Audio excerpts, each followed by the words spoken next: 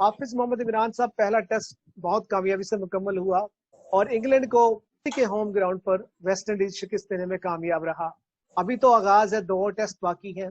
Tough competition तो देखने में आया, मैच थोड़ा स्विंग होता रहा और स्पेशली लंच से पहले तो सूरत हाल कुछ ऐसी नजर आ रही थी कि शायद इंग्लैंड ये टेस्ट जीत जाएगा। आप क्या समझते हैं कि कौन से फैक्टर्स इंग्लैंड की हार का सबब बनेंगे? जी कैसर, सबसे पहली वजह तो जिमी एंडरसन का विकेट्स ना लेना है। और लो स्कोरिंग जो टोटल था, जो उनका सिर्फ 200 रन से, उस वजह से इंग्लैंड को बहुत ज्यादा धचका लगा है। अगर इसमें हिस्सा शामिल होता जिमी एंडरसन का, तो वो यकीनी तौर पर इस मैच का नतीजा मुख्तलिफ हो सकता था। जो वेस्ट इंडीज की टीम है, ये फतह का क्रेडिट उनसे नहीं ले सकते। उन्होंने खेल के हर शोबे में बड़े उम्दा खेल का मुजाहरा किया। बॉलिंग में, बैटिंग में, फील्डिंग में, फील्ड प्लेसिंग में के फैसले जो खेल के दौरान थे, वो सब के सब उन्होंने अच्छे किए और उन्होंने रिजल्ट भी लिया उसका। जेम्स एंडरसन की उम्र इस वक्त 37 साल हो चुकी है। एक फास्ट बॉलर के लिए काफी ज्यादा उम्र समझी जाती है। नॉर्मली 33, 34, 35 साल की उम्र में अक्सर फास्ट बॉलर रिटायर हो जाते हैं। आप क्या समझते हैं कि वो अब उनमें फोर्स नजर नहीं आती जो एक पेस बॉलर के लिए जरूरी है? क्योंकि अगर वो थोड़ा सा भी जोफ्रा आर्चर का साथ देते आज इस मैच में ही उनकी गेंद में वो काट नजर नहीं आई। वो जिस गेंदबाजी के लिए शोहरत रखते हैं और जिस गेंदबाजी की वजह से वो बल्लेबाजों के लिए मुश्किलात पैदा करते हैं, इस टेस्ट मैच में तो बिलखुसूस वो उस गेंदबाजी का मुजाहरा करने में नाकाम रहे हैं। और जब हम दूसरी इनिंग्स की बात करते हैं, तो इसमें तो खासकर उनकी कारकर्दगी में वो रंग नहीं था जिसके लिए वो शोहरत रखते हैं। वही एक वीक लिंक रहा है, वही एक कमजोर शोबा रहा इंग्लैंड का, कि जब आप टॉप क्लास बॉलर हैं, आप उसको ऊपर बड़ा इन्हिसार करें और वो 14, 15, 16 ओवर्स में भी कोई मतलब इतने ओवर्स भी कर दें और उनको कोई विकेट ना मिले, और वो भी इस सूरत हाल में कि जब आपके सामने स्कोर बहुत कम है, कि 200 रन हैं और 200 रन पे आपने टीम को आउट करना है। तो जिमी एंडरसन कि जहां तक उम्र का ताल्लुक है, यकीनी तौर पर ये एक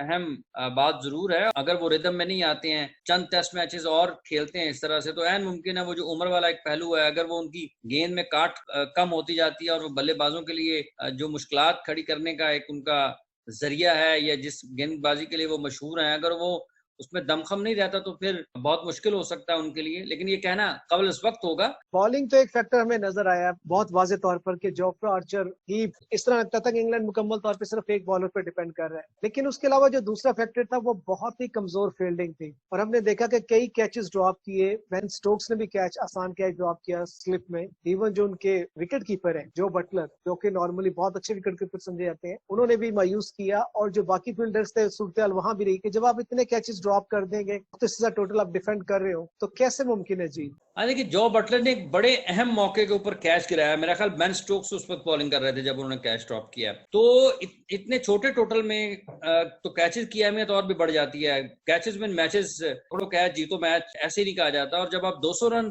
को डिफेंड कर रहे हो, तो उस वक्त तो इसकी अहमियत और बढ़ जाती है। जब आप के टॉप बॉलर्स विकेट भी ना ले पाए और इन्हिसार सिर्फ एक के ऊपर हो और आप कैचेस भी ड्रॉप करें, तो फिर बहुत मुश्किल हो जाता है। ये भी एक पहलू है। फिर कुछ बेन स्टोक्स के फैसलों के हवाले से भी बातचीत हो रही है, जो उन्होंने गेंदबाजी में तब्दीलियां की हैं बॉलिंग करते हुए अपने बॉलर्स की, उसके ऊपर भी बात की जा रही है। फिर एक और बड़ी अहम चीज है कि आपका स्पिन बॉलिंग का शोबा बड़ा मतलब है ही कुछ नहीं है। 5वें दिन में अगर आपके पास अच्छा स्पिनर हो तो बहुत मुश्किल होता है किसी भी टीम के लिए। आप मुश्किलात पैदा कर सकते हैं कि जब आप 30-35 पर 3 विकेटें हासिल कर लें और उसके बाद आपको एक एंड से स्पिनर सपोर्ट करना शुरू कर दे, तो बहुत मुश्किल होता है।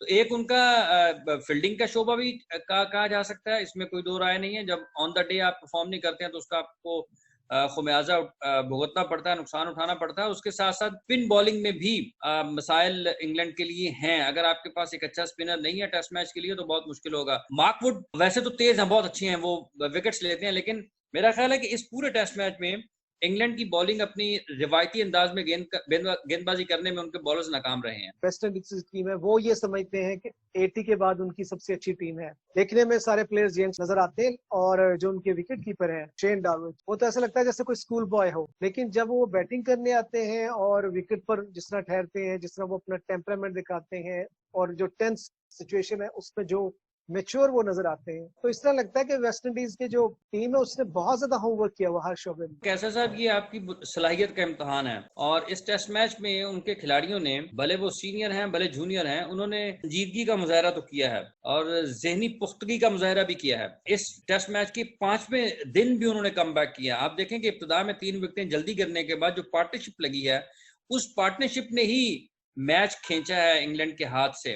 गो के 100 के बाद जाके उनको एक और विकेट मिली, लेकिन उस वक्त तक काफी काम हो चुका था। और दूसरी तरफ बदकिस्मती ये थी इंग्लैंड की कि ना उनके टॉप बॉलर्स विकेट्स हासिल करने में कामयाब हो रहे हैं और जो अपॉर्चुनिटीज क्रिएट हो रही हैं कैचेस की सूरत में, वो उनको उससे फायदा उठाने में नाकाम रह रहे हैं। ये सारी चीजें भी फतह का क्रेडिट वेस्ट इंडीज से नहीं छीन सकती हैं। इंग्लैंड को मौका मिला हावी होने का, लेकिन उस मौके को वेस्ट इंडीज ने अपनी अच्छी कारकर्दगी से उसको दबाया, बाउंस बैक किया और टेस्ट मैच जीतने की तरफ आए हैं। तो ये जो उनकी टीम है जिसका आप इन सारे दिनों में बार बार जिक्र करते रहे हैं, देखें टीम अच्छी वो होती है जो परफॉर्म करती है, और उन्होंने अपनी परफॉर्मेंस से जो उनके बारे में बात की जा रही थी इस टेस्ट मैच में तो दुरुस्त साबित किया है। आप देखिए कि जो इनिंग्स उन्होंने खेली हैं, पहली और दूसरी इनिंग्स में वेस्ट इंडीज के बल्लेबाजों ने जिस तरह बल्लेबाजी का मुजाहरा किया, उन्होंने रन्स किए हैं, मुश्किल वक्त में किए हैं और अपनी सलाहियतों का इजहार किया और अपने इंतखाब को दुरुस्त साबित किया है। गो के रन्स बहुत ज्यादा उनके अभी आपको खाते में नहीं नजर आ रहे होंगे, जिस तरह से लोग रेट करते हैं दुनिया के दीगर बड़े बल्लेबाजों को, उस तरह की सूरत हाल नहीं होगी। लेकिन जो उनकी बुनियादी सलाहियत है, इसका तो उन्होंने बड़े शानदार तरीके से मुजाहरा किया है यहाँ पर पहले टेस्ट मैच में। जेसन होल्ट के एक्सपीरियंस कप्तान है, कुछ अर्सा उन्हें हो गया कप्तानी करते हुए, जबकि बेन स्टोक्स ने अपनी पूरे कैरियर में सिर्फ एक एकेडमी मैच में कप्तानी की थी। इसके अलावा उन्हें कभी कोई जूनियर टीम कहीं और किसी लेवल पर कप्तानी करने का मौका नहीं मिला और एकदम से उन्हें एक सीरीज में कप्तान बना दिया गया। ये कह लें पहले मैच में कप्तान बना दिया गया। उनकी जगह जो रूट होते तो आप डिफरेंट नतीजा एक्सपेक्ट कर सकते थे। बात यह है कि आप रन ऑन बोर्ड करने में नाकाम रहे हैं और जो रूट की अदम मौजूदगी, उसका नुकसान भी इंग्लैंड को हुआ है। अगर जो रूट बैटिंग में मौजूद होते हैं तो आप देखेंगे जो इंग्लैंड की बैटिंग की ताकत और कुव्वत है उसमें खातिर खा इजाफा होता। ना सिर्फ उनकी बैटिंग की कुव्वत में इजाफा होता बल्कि उसके साथ साथ पूरे का पूरा टीम कॉम्बिनेशन उनका बदल जाता। फिर अगर वो कप्तानी कर रहे होते तो उसका भी उनको फायदा होता। तो ये चीजें, छोटी छोटी चीजें मिला करके जरूर इंग्लैंड के नुक्ता निगाह से देखा जाए तो वो उसके लिए नुकसानदेह तो साबित हुई हैं। बेन स्टोक्स, जैसा कि आज 5वें दिन में बॉलर्स की तब्दीली के ऊपर बात हो रही है, तो एक तजर्बाकार कप्तान अगर होता है तो वो जो एंड है उनका इस्तेमाल करता है कि किस एंड से कौन सा गेंदबाज ज्यादा खतरनाक साबित हो सकता है। एंड चेंज करना, बाज़ औक़ात कप्तान एंड चेंज करते हैं, बॉलिंग एंड चेंज करते हैं, तो बॉलर की काट में, उसके रिदम में उसको मदद मिलना शुरू हो जाती है।